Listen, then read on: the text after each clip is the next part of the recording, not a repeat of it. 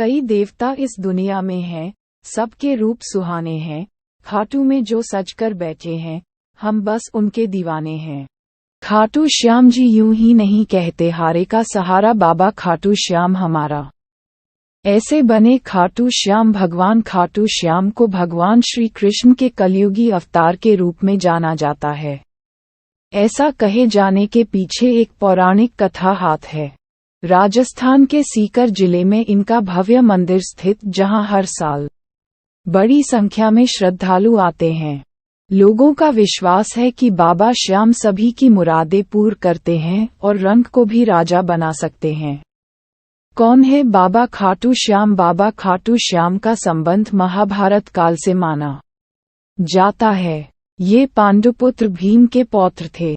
ऐसी कथा है कि खाटू श्याम की अपार शक्ति और क्षमता से प्रभावित होकर श्री कृष्ण ने इन्हें कलियुग में अपने नाम से पूजे जाने का वरदान दिया। खाटू श्याम की कथा। लाक्षागृह की घटना में प्राण बचाकर वन वन भटकते पांडवों की मुलाकात हिडिंबा नाम की राक्षसी से हुआ। ये भीम को पति रूप में प्राप्त करना चाहती थी। माता कुंती की आज्ञा से भीम और हिडिंबा का विवाह हुआ, जिससे घटोत्कच का जन्म हुआ। घटोत्कच का पुत्र हुआ बर्बरीक, जो अपने पिता से भी शक्तिशाली और मायावी था। बर्बरीक देवी का उपासक था। देवी के वरदान से उसे 3 दिव्य बाण प्राप्त हुए थे, जो अपने लक्ष्य को भेद कर वापस लौट आते थे। इनकी वजह से बर्बरीक अजेय हो गया था। महाभारत के युद्ध के दौरान बर्बरीक युद्ध देखने के इरादे से कुरुक्षेत्र आ रहा था। श्री कृष्ण जानते थे कि अगर बर्बरीक युद्ध में शामिल हुआ तो परिणाम पांडवों के विरुद्ध होगा। बर्बरीक को रोकने के लिए श्री कृष्ण गरीब ब्राह्मण बनकर बर्बरीक के सामने आए। अनजान बनते हुए श्री कृष्ण ने बर्बरीक से पूछ कि तुम कौन हो और कुरुक्षेत्र क्यों जा रहे हो। जवाब में बर्बरीक ने बताया कि वह एक दानी योद्धा है, जो अपने एक बाण से ही महाभारत युद्ध का निर्णय कर सकता है। श्री कृष्ण ने उसकी परीक्षा लेनी चाही तो उसने एक बाण चलाया, जिससे पीपल के पेड़ के सारे पत्तों में छेद हो गया। एक पत्ता श्री कृष्ण के पैर के नीचे था, इसलिए बाण पैर के ऊपर ठहर गया। श्री कृष्ण बर्बरीक की क्षमता से हैरान थे और किसी भी तरह से उसे युद्ध में भाग लेने से रोकना चाहते थे। इसके लिए श्री कृष्ण ने बर्बरीक से कहा कि तुम तो बड़े पराक्रमी हो, मुझ गरीब को कुछ दान नहीं दोगे। बर्बरीक ने जब दान मांगने के लिए कहा तो श्री कृष्ण ने बर्बरीक से उसका शीश मांग लिया। बर्बरीक समझ गया कि यह ब्राह्मण नहीं कोई और है और वास्तविक परिचय देने के लिए कहा। श्री कृष्ण ने अपना वास्तविक परिचय दिया तो बर्बरीक ने खुशी खुशी शीश दान देना स्वीकार कर लिया। रात भर भजन पूजन कर फाल्गुन शुक्ल द्वादशी को स्नान पूजा करके बर्बरीक ने अपने हाथ से अपना शीश श्री कृष्ण को दान कर दिया।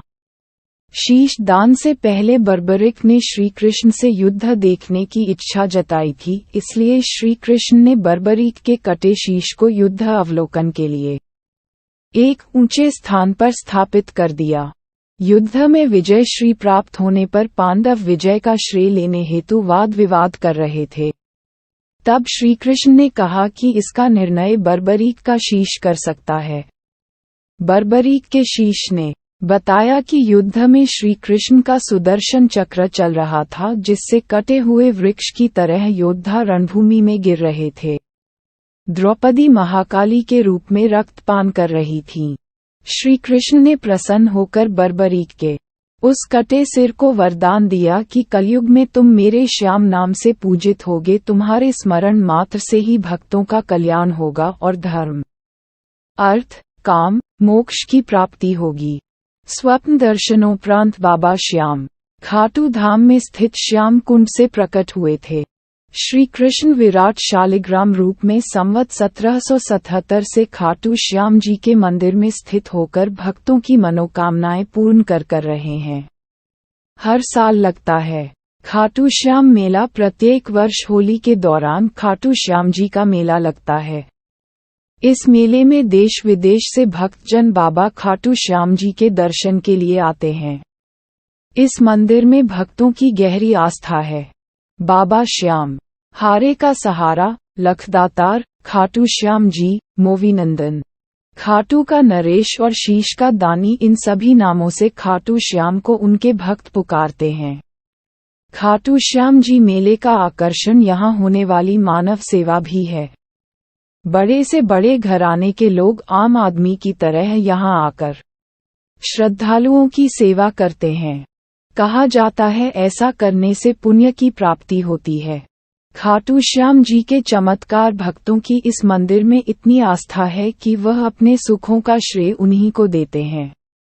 भक्त बताते हैं कि बाबा खाटू श्याम सभी की मुरादें पूरी करते हैं।